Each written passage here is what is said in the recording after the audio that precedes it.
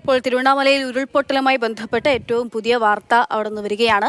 2 പേരുടെ മൃതദേഹം കണ്ടെത്താനായിരിക്കുന്നു. 7 പേരാണ് മണ്ണിനടിയിൽപ്പെട്ടത്. അതിൽ 2 പേരുടെ മൃതദേഹം കണ്ടെത്തിയിരിക്കുന്നു എന്നുള്ളതാണ്. KB ശ്രീധരനുണ്ട് വിവരങ്ങൾ നൽകാനായിട്ട്. ശ്രീധരൻ, 2 പേരെ കണ്ടെത്തിയിട്ടുണ്ട്. ഇവർ 2 പേർ ആരൊക്കെയാണ്? 5 പേർ ഇനിയുമുണ്ട് മണ്ണിനടിയിൽ. എങ്ങനെ പുരോഗമിക്കുന്നു രക്ഷാദൗത്യം? ഇത് കണ്ടെടുത്തതിൽ ഒരെണ്ണം ഒരു ആൺകുട്ടിയുടെ മൃതദേഹമാണ്. അതിൽ ഗൗതം എന്ന് പറയുന്ന ഒരു കുട്ടി അതിൽ ഉണ്ടായിരുന്നു. ഏതായാലും ആ കുട്ടിയുടെ മൃതദേഹം കണ്ടെത്തിയിട്ടുണ്ട്. ഈ വീടിന്റെ ഇരുന്ന ആ ഭാഗത്ത് നിന്ന് തന്നെയാണ് ഈ മൃതദേഹം കണ്ടെത്തിയത്. ഇതുകൂടാതെ ഒരു മൃതദേഹം കൂടി കണ്ടെത്തി എന്നുള്ളതാണ് ഏറ്റവും പുതിയ വിവരം ലഭിക്കുന്നത്.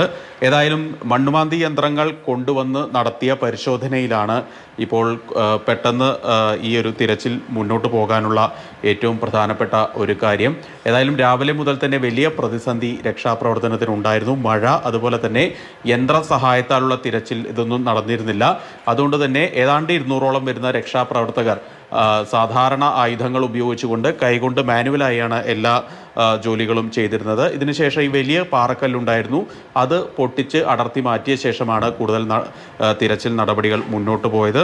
ഇപ്പോൾ ഏതായാലും അതിൽ നിന്ന് ഇപ്പോൾ 2 പേരുടെ മൃതദേഹം കണ്ടെത്തി എന്നുള്ള വിവരമാണ് ലഭിക്കുന്നത്. KB ശ്രീധരനാണ് വിവരങ്ങൾ നൽകുന്നത്.